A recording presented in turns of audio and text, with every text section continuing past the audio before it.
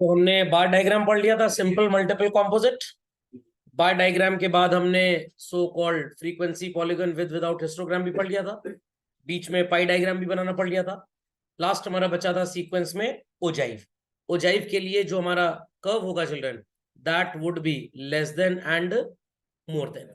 तो आपके सामने स्क्रीन पे आपको बच्चों नजर आ रहा होगा एक क्यूमुलेटिव फ्रीक्वेंसी बनाने के लिए what is called as a continuous series.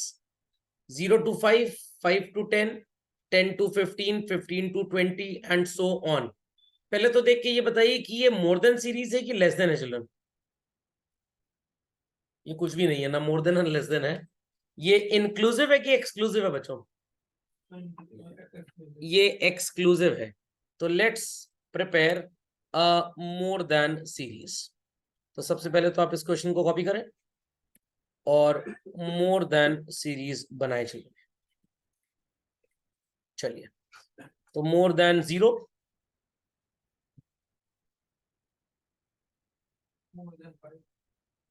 then we have more than 5, then more than 10, 15, 20, 25, 30, 35 and 40। Correct. चलिए ध्यान से सुनिएगा। अब अगर हम बात करें बच्चों मोर देन 0 में, तो मोर देन 0 में आई होप सो सारे के सारे बच्चे आ जाएंगे। यस और नो? सारे के सारे आ जाएंगे बच्चों? भाई मोर देन 0 में तो सब आ जाएंगे। तो 7 + 10 is 17, 17 + 20 is 37, 37 + 13 is 50, 62, 72, 87 and 8 is 95। ठीक। अब मोर देन 5 की बात कर रहे हैं हम लोग। तो मोर देन 5 में बच्चों ये लोग आएंगे बस। Is that clear? या तो आप 95 में से 7 माइनस कर दीजिए या इन सबको ऐड कर लीजिए। Your answer would be same, sorry 88। More than 10 की अगर हम बात करें बच्चों, तो मोर देन 10 में ये लोग आएंगे। अब या तो आप टोटल में से 17 माइनस कर दीजिए या 20 + 13 is 33 + 12 45 + 10 55 + 15 70 + 8 कितना हुआ? 78। मोर देन 15 का जिक्र करेंगे बच्चों तो ये सारे के सारे लोग आ जाएंगे। Correct. 13 + 12 is what? 13 + 12 is what children? 25 + 10, 35 + 15, 50 + 8, 58। More than 20 का अगर हम जिक्र करते हैं तो these people would come। 12 + 10 is 22, 22 + 15 is 37, 37 + 8 is 45। More than 25 की अगर बात करें तो ये कैटेगरी आएगी बस।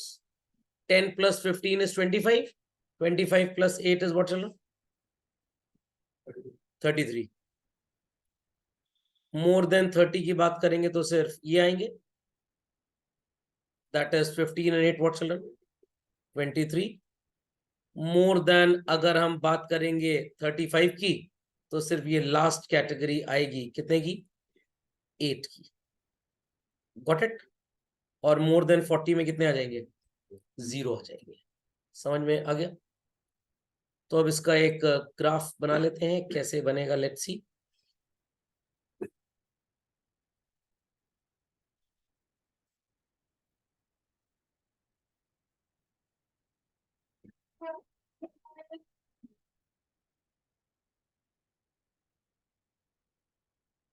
एक्स एक्सिस पे चिल्ड्रन व्हील प्लॉट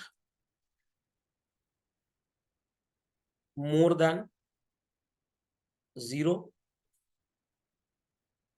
5, 10, 15, 20, 25, 30, 35 and 40, और y एक्सेस पे चिल्ड्रन आप प्लॉट करेंगे cumulative frequency.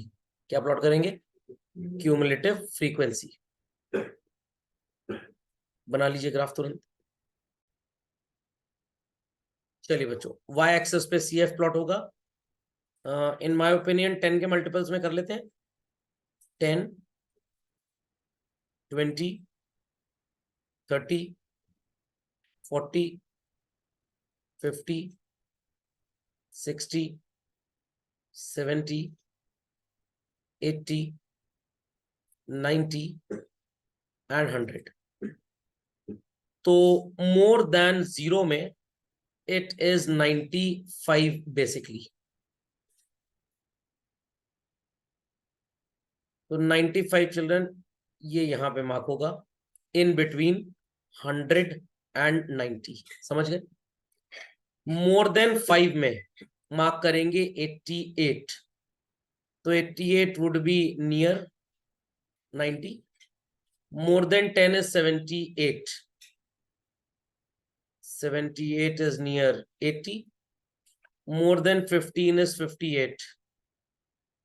Somewhere here. More than 20 is 45.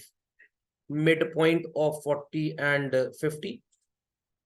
More than 25 is 33. More than 30 is 23. More than 35 is 8. And more than 40 कुछ भी नहीं है।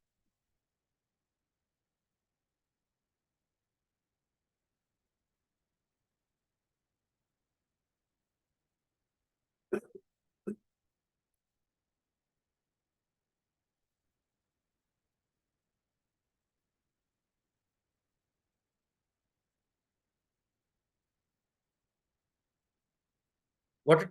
तो ogive is also a sort of frequency polygon, क्योंकि closed figure है और ये ऊपर से नीचे की तरफ आ रहा है। समझ में आ गया बच्चों मोर देन कैसे बनता है?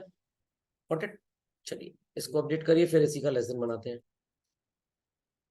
तो अब बच्चों इसी क्वेश्चन का हम बनाएंगे मोर देन की जगह लेस देन। Ready everybody? चलिए तो पहले एक लेस देन सीरीज बना ली जाए।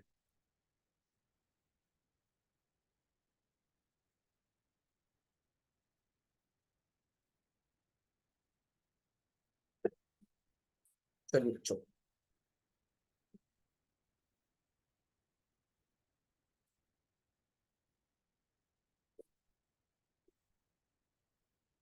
चलिए बाय मिस्टेक मैंने वहां पे एफ लिख दिया था, आप जरा सी एफ कर लीजिए उसको, because that was cumulative frequency. So less then 40,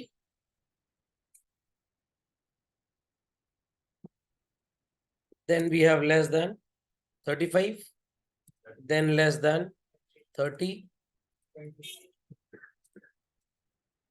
चलिए then we have less than 25, 20, 15, 10, 5 and 0।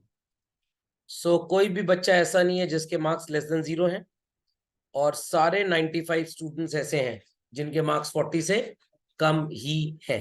95 थे ना? चलिए अब ध्यान से सुनिएगा। We have what is called as children less than 35। तो लेस देन 35 में हम इन सबको ले लेंगे। अब उल्टा मेजर कर रहे हैं, ठीक है? तो कितने हो जाएंगे ये? 8 हटा दीजिए बस, तो इट इज 88। लेस देन 30, तो बच्चों अगर लेस देन 30 की हम लोग बात कर रहे हैं कि 30 से कम में कितने लोग होंगे, तो सो कॉल्ड ये पूरी कैटेगरी लेस देन 30 है। तो 7 + 10 is 17, 17 + 20 is 37, + 13 50, 60, 72 children. Correct? Correct बच्चों। नेक्स्ट लेस देन 25, ये लोग आ जाएंगे इसमें। कितना हो जाएगा? 62। Correct. Then we have the category of less than 20। ये लोग आएंगे। 7 और 10 कितना होता है बच्चों? 17 plus 20 37 plus 13 how much? 50. Then we have less than 15, तो ये सारे के सारे लोग आ जाएंगे। How much? 37.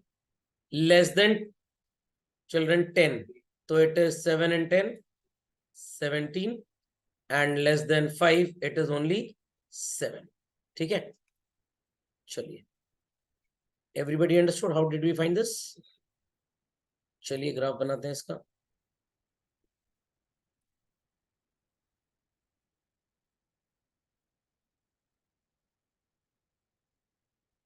Again children, in multiples of 10, so it is 5 10 15 20 25 30 35 and 40, and y axis पे in multiples of 10 ले लेते हैं, तो it is 10 20 30 40 50 60 70 80 90 and 100। चलो बच्चों, लेस देन 40 में 95 है। चलो आंसर, तो ये यहां पे प्लॉट होगा। समझ में आया? अब ये आगे से प्लॉट हो रहा है। पहले वाला नियर टू वाई इंटरसेप्ट हुआ था, ये वाला फारदेस्ट हो जाएगा। समझ में आई बात की नहीं? चलिए, उसके बाद लेस देन 35 में 88 है, नियर टू 90। चलो, लेस देन 30 में 72 है children, somewhere here. Less than 25 में 62 है, लेस देन 20 में it is 50 exact, less than 15 में इट इज 37, लेस देन 10 में it is 17 children, less then 5 में इट इज 7।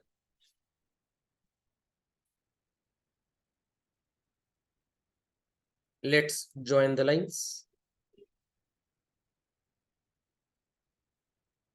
ये सांप की तरह डंक मार रहा, ऐसे निकला होगा, फन निकाला हुआ सांप की तरह। So I hope so less than more than सबको समझ में आ गया कैसे बन रहा है बच्चों? पक्का? तो यू कैन से कि मोर देन तो क्लोज प्लेन्ड बाउंडेड होगा, क्लोज बाउंडेड फिगर होगा, बट लेस देन कभी भी क्लोज बाउंडेड नहीं होगा। समझ में आ गया बच्चों मोर देन लेस देन कैसे बनेगा?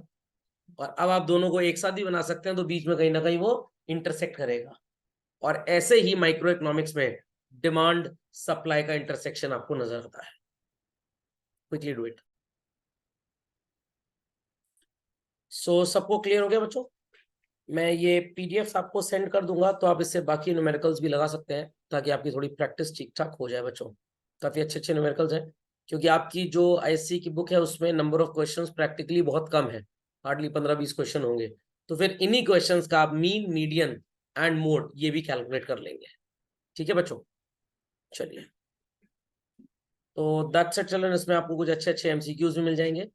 चलिए, एक छोटा सा एमसीक्यू है, इसको भी आप अटेम्प्ट कर लेंगे जब मैं आपको दूंगा। तो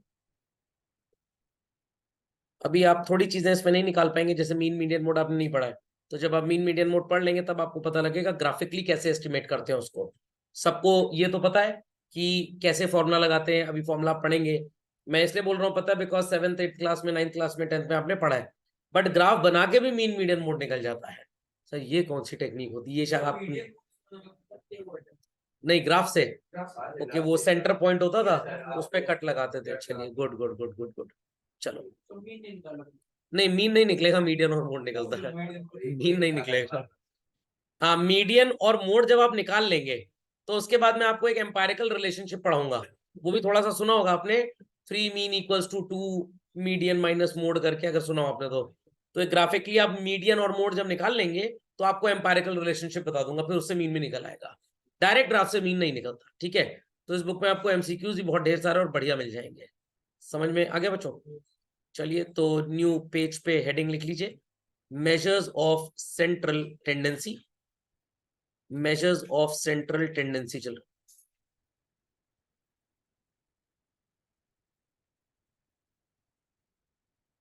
Measures of central tendency.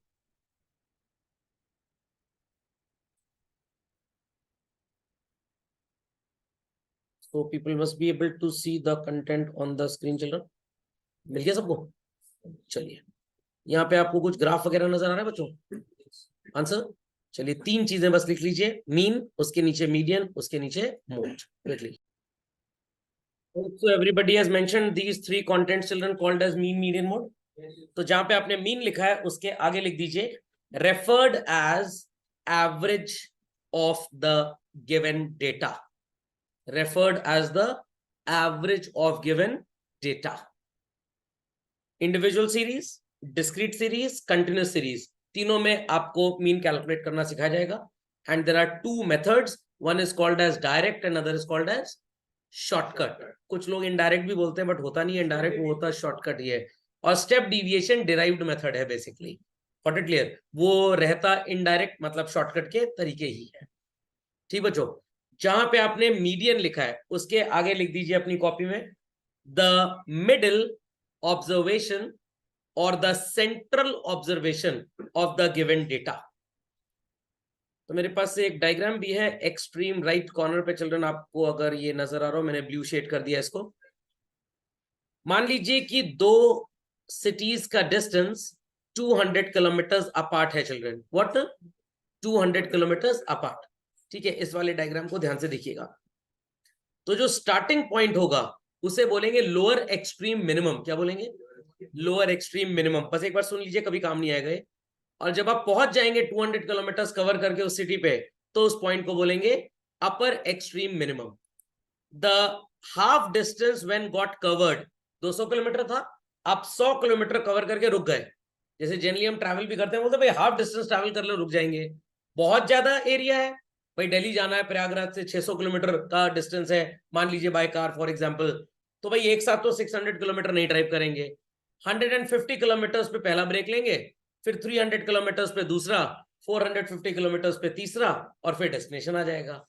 तो पहला 150 kilometre would be called as first quartile या लोअर क्वार्टाइल. फर्स्ट क्वार्टाइल और लोअर क्वार्टाइल. ये जो सेंटर होगा इसको आप सेकंड क्वार्टाइल भी बोलते हैं, मीडियन भी बोलते हैं. तो आपने मीडियन तो सुना होगा, आज तक सेकंड क्वार्टाइल नहीं सुना होगा.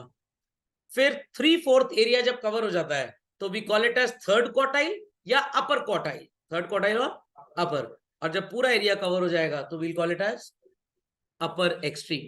तो क्लास में मान लीजिए 40 बच्चे हैं और टीचर ने 10 बच्चों का वाइवा एग्जाम ले लिया, शी अटेंड लोअर क्वार्टाइल. 20 बच्चों का वाइवा एग्जाम हो गया, she is at second quartile और median. 30 students out of 40 were examined, तो अपर क्वार्टाइल अचीव हो गया. सारे बच्चों का वाइवा हो गया, अपर एक्सट्रीम क्वार्टाइल. समझ में आ गया? और मोड क्या होता है सर? मोड का एक्चुअल जो शब्द है बच्चों, वो एक फ्रेंच वर्ड ला मोड से आया है. और ला मोड का मतलब होता है which is in fashion. I repeat, which is in fashion. तो जो सबसे ज्यादा एग्जिस्टेंस में होता है उसी को मोड बोलते हैं. तो जैसे आजकल हमारी जो यंग जनरेशन है वो सबसे ज्यादा अपने सो कॉल्ड एंटरटेनमेंट के लिए ओटीटी चैनल्स देखती है. वो नॉर्मल जी टीवी या मूवी थिएटर में जाके मूवी देखना पसंद नहीं करती. तो इन सब तरीके के एंटरटेनमेंट में भाई paid channels, free channels, movie theatre, OTT, तो सबसे ज्यादा प्रचलन में क्या है? ओटीटी. तो ओटीटी मोड हो गया. क्लास में there were 40 boys and 44 girls. Got it clear? तो मोड क्या होगा सर? गर्ल्स, बिकॉज इनका नंबर ज्यादा है. Got it? तो mode is derived from the word la mode. तो मोड तो पढ़ा होगा बचपन में, ला मोड आज आप पहली बार सुन रहे हो शायद. कभी न्यू दिल्ली आप जाएं तो कनॉट प्लेस पे एक जेंट्स बुटीक है, शर्ट और ट्राउजर वो बेचता है, उसका नाम ला मोड है चिल्ड्रन. तो मेरे को लगा कैसा अजीब सा नाम है, फिर मैंने लिंक किया, अच्छा ला मोड मतलब लेटेस्ट इन फैशन. तो वहीं से इसने डिस्कवर किया है. समझ में आई बात कि नहीं? तो ऑटोमोबाइल इंडस्ट्री में अगर हम बात करें ह्यूंडई की, क्रेटा गाड़ी काफी फेमस है बच्चों आजकल. या लग्जरी कार्स की बात करें तो भाई बीएमडब्ल्यू, ऑडी सब है. बट जो मर्सिडीज का ऑरा है वो किसी का नहीं है, तो that is in mode basically, got it. तो Creta could be called as a mode of the automobile industry. घड़ी आपको किसी को गिफ्ट करनी होती तो पहला नाम दिमाग में क्या आता है बच्चों? Titan basically. सोनाटा तो ब्रांड नेम हो गया, कंपनी का नाम जो है वो टाइटन है। सोनाटा है, रिगेलिया है, Tanishq and all that, got it. तो टाइटन ब्रांड नेम सबसे पहले आता है। HMT तो नहीं आता होगा जरा भी, फाइन। जब इलेक्ट्रिक व्हीकल की बात आती है तो सबसे पहला बात दिमाग में नाम क्या आता है? ओला आ जाएगा, गॉट इट। क्लियर? नहीं, टू व्हीलर इलेक्ट्रिक व्हीकल की बात कर रहे हैं तो नाम क्या आएगा आपके दिमाग में? ओला आ जाएगा। या अगर मान लीजिए आप बात करते हैं लेटेस्ट से वीडियो गेम की, तो आपके दिमाग में सोनी का प्ले स्टेशन सबसे पहले आ जाएगा, तो दैट इज मोड बेसिकली।